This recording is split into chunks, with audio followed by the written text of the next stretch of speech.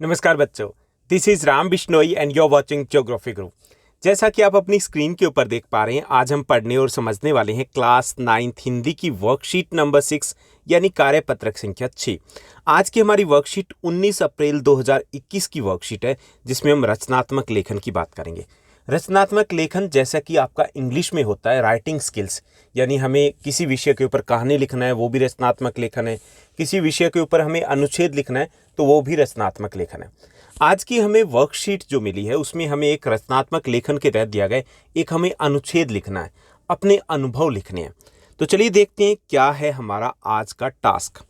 दो बैलों की कथा जो हम पाठ कहानी पढ़ते आ रहे हैं पिछली कुछ वर्कशीट से, उसके माध्यम से प्रेमचंद जी ने, जो कि लेखक हैं, उन्होंने कृषक समाज यानी कि किसान और पशुओं के बीच में भावनात्मक संबंध का वर्णन किया है। जो किसान होते हैं, उनके पास जो पशु होते हैं, वो पशु नहीं होते बल्कि उनके घर के सदस्य होते हैं। ऐसा ही कुछ दिखाया प्रेमचंद जी ने अपनी इस दो बैलों की कथा पाठ में। उन्होंने यह भी बताया कि स्वतंत्रता सहज नहीं मिलती, उसके लिए संघर्ष करना होता है। जो आज़ादी होती है वो इतनी आसानी से नहीं मिली। शायद हम यहाँ पर बैठे हुए कल्पना भी नहीं कर सकते कि किस प्रकार का संघर्ष किया गया था हमारे देश की आज़ादी के लिए। ऐसा ही कुछ इस कहानी में भी बताया गया है। कोरोना तालाबंदी यानी कि कोरोना लॉकडाउन काल में आपने स्वतंत्रता के महत्व को अच्छे समझ लिया होगा। कुछ दिनों के लिए हम अंदर क्या रहे, हम छटपटाने लग गए कि कब हम बाहर जाएं। हमें लगा घुटन सी महसूस होने लग गई, हमारी आज़ादी छीन गई है, जबकि सब कुछ था हमारे पास। लेकिन फिर भी हमें लगा कि हमें रोका जा रहा है, हम बाहर नहीं जा सकते कुछ दिनों के लिए। तो वहाँ पर हमने महसूस किया कि आज़ादी की क्या कीमत होती है। तो हमें लिखना क्या है, चलिए टास्क की बात करते हैं कि कोरोना लॉकडाउन के समय आपको और आपके परिवार को कौन कौन सी असुविधाओं या दिक्कतों का सामना करना पड़ा और आपने उनका निवारण कैसे किया, ये सब कुछ हमें लिखना है। यानी कि हमारा टास्क ये है कि कोरोना काल के दौरान, कोरोना लॉकडाउन के दौरान हमें किस प्रकार की समस्याओं का सामना करना पड़ा और उन समस्याओं का सामना हमने कैसे किया, हमारे कैसे अनुभव रहे, खट्टे रहे, मीठे रहे, अच्छे रहे, बुरे रहे, वो हमें लिखना है। यानी कि हमें एक अनुच्छेद लिखना है।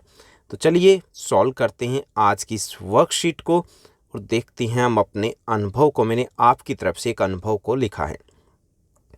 कोरोना संकट मेरे लिए नहीं बल्कि मेरे पूरे परिवार के लिए एक अकल्पनीय अनुभव था। अकल्पनीय मतलब कि जिसकी कल्पना किसी ने भी नहीं की थी, ना मैंने की थी, ना आपने की थी, ना आपके घर वालों ने की थी।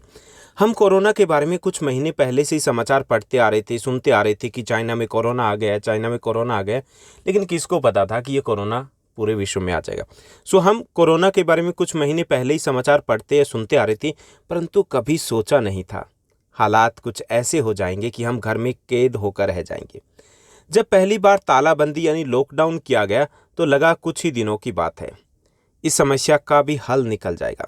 लेकिन जब लॉकडाउन या तालाबंदी लंबी खींची तो समस्याएं और तालाबंदी यानी कि दोनों बढ़ गए। शुरुआत के कुछ दिन तो अच्छे से बीते, परिवार के साथ सुकून भरा समय बिताकर अच्छा लगा। हम सब परिवार वालों के एक साथ थे, तो ऐसा लगा कि ये जो समय है आसानी से गुजर जाएगा। लेकिन किसी को कहीं जाने की, क्योंकि इसका कारण ये था कि इस समय किसी को कहीं जाने की कोई जल्दी नहीं थी, कोई भागदौड़ नहीं थी, कहीं कोई शादी या फंक्शन नहीं था। जैसे जैसे जो समय था वो आगे बढ़ा, समस्याएं बढ़ने लग गई, क्योंकि परिवार की आय का कोई अन्य साधन नहीं था, सब घर पर बैठे हुए थे। चिंता बढ़ गई, क्या पता यह तालाबंदी कब तक चले। और तालाबंदी तो जारी रह सकती थी, लेकिन पेटबंदी का क्या। पेट में तो भूख लगती है ना, और उसके लिए पैसे चाहिए, आय चाहिए। रिश्तेदारों से, दोस्तों से बातचीत हो पा रही थी, लेकिन मिल नहीं पा रहे थे। कब मिलेंगे उसके बारे में कुछ निश्चित नहीं था, कुछ पक्का नहीं था। साथ ही साथ इस समय क्लासमेट्स और टीचर्स का महत्व भी समझ में आया कि कितने ज़रूरी होते हैं, कितने प्रयास करते हैं टीचर्स हमारे लिए, हमारे जीवन के लिए, हमें आगे बढ़ाने के लिए। समझ में आया हम क्यों सामाजिक प्राणी कहलाते हैं।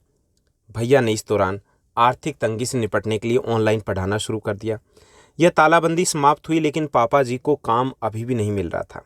पर हमारे पड़ोसी नागर अंकल ने बिना कुछ कहे, बिना कुछ बोले हमारे लिए कुछ महीनों के राशन की व्यवस्था कर दी। और तो और किराए के लिए भी मकान मालिक को आश्वस्त कर दिया कि किराया वह दे देंगे। अच्छा लगा कि आज भी समाज में एक दूसरे की भावनाओं को समझते हैं, बिना किसी स्वार्थ के। इस प्रकार तालाबंदी के अनुभव कुछ खट्टे रहे, कुछ मीठे रहे, कुछ अच्छे रहे, कुछ बुरे रहे। तो ये रहेगा हमारा अनुच्छेद जिसको आपको लिखना है और कोशिश कीजिए कि आप अपनी अनुभव, अपनी जो भावनाएं हैं, आपका अनुभव कैसा रहा है, तो कुछ अगर ऐड करना चाहें, इसमें जोड़ना चाहें तो जोड़ दोगे तो और बेहतर होगा। उम्मीद करता हूँ आप स्वस्थ होंगे, व्यस्त होंगे, घर पर होंगे, मस्त होंगे। ऐसे ही हमारे साथ बने रहिए। अगर ये वीडियो, ये एपिसोड अच्छा लगा तो इस वीडियो को लाइक करने के साथ साथ शेयर करना मत भूलिएगा। और हाँ, एक छोटा सा कमेंट कभी कभी कर दिया करो, जब भी करते हो अच्छा लगता है। Thank you, bye bye, have a nice day.